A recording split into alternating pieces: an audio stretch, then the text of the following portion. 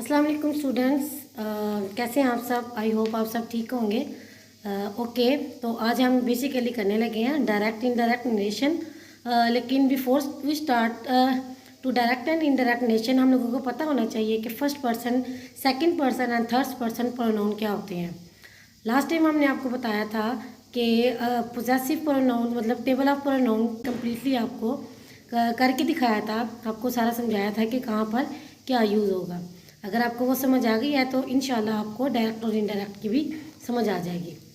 अच्छा जी, प्रोनाउन में तीन पर्सन होते हैं, first person, second person and third person.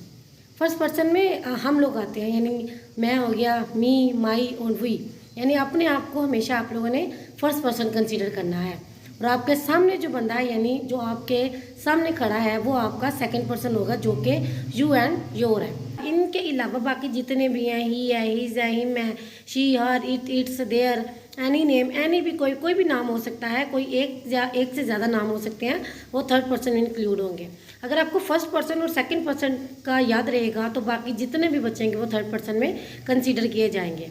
First person, मैं अगेन रिपीट करने लगी, फर्स्ट पर्सन सिर्फ आप खुद हैं, यानी वो मैं भी हो सकता है, हम भी हो सकता है। सेकंड पर्सन सामने वाला यानी कि यू, और इसके अलावा बाकी जितने भी प्रोनाउंस बचते हैं वो थर्ड पर्सन में इंक्लूड होंगे।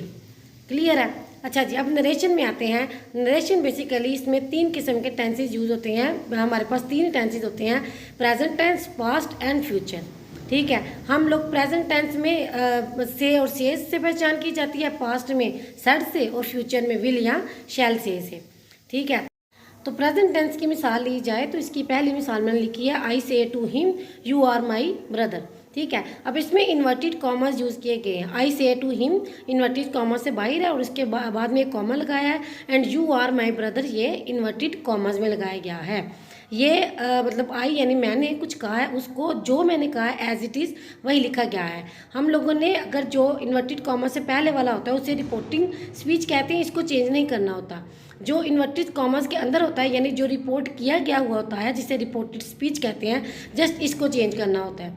इन शॉर्ट अगर आपको बताया जाए, जो सिर्फ कॉमर्स के अंदर लिखा हुआ होता है हमने उसको चेंज करना होता है, कॉमर्स के बाहर वाला चेंज नहीं करना होता।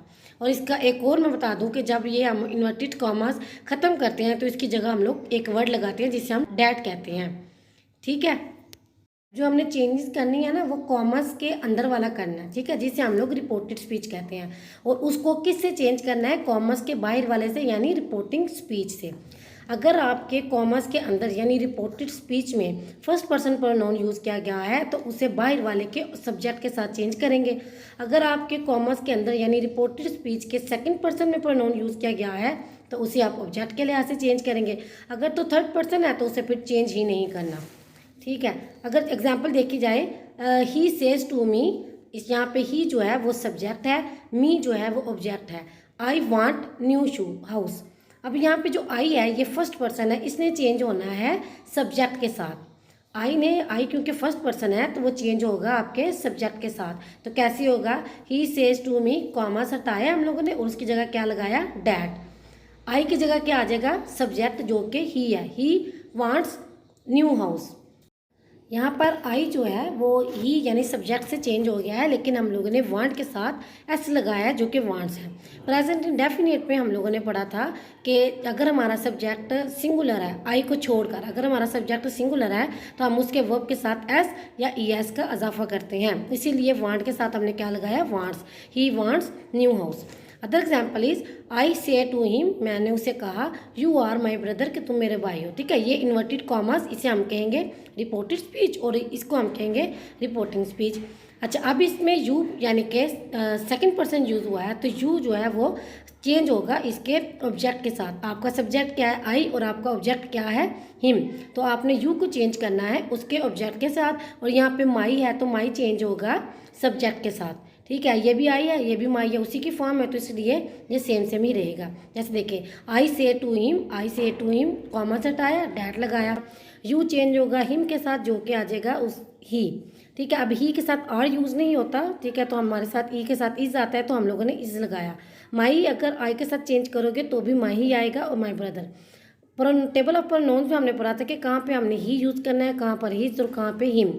आप वहाँ से देख लीजिए कि हम लोगों ने यहाँ पे ही क्यों लगाया है, क्योंकि him is my brother is not making a sense, इसलिए हम लोग ही इज़ माई ब्रदर कर रहे हैं, जो कि सेंस दे रहा है।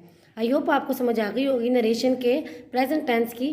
तो प्लीज़ मेरे चैनल को सब्सक्राइब कीजिए और लाइक कीजिए और फुल वीडियोस देखिए। इंशाल्लाह आगे भी आपको अच्छी इंग्लिश मिलेगी, बेहतर से बेहतरीन इंग्लिश सीखेंगे आप। Bye bye.